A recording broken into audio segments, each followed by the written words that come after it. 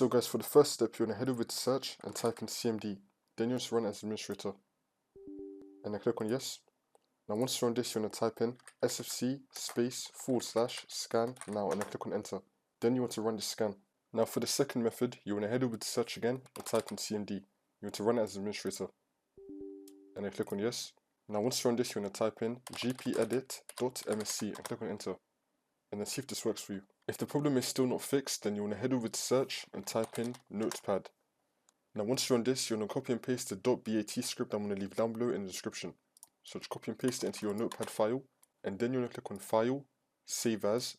You can save it to your desktop, and then next to save as type, you want to select all files, and then you can just type in like gpedit, and then make sure that you put .bat. So you can put any name you want, but make sure that at the end it says .bat, and then click on save. Now it's going to be here on the desktop. You want to right click on it, and then click on run as administrator. And then click on yes, which you then add in gpedit. Now you want to restart your computer, and then that should fix the problem.